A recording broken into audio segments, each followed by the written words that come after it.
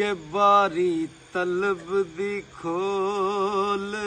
उड़ी के आकर कितों सजना वाली हवा जाए किरना नूर मदीनेओं चल दियां नी होवे तलब ते फेर शुआ जाए किसे साहिबे अदा दे मगर नीति शायद तेरी पसंद अदा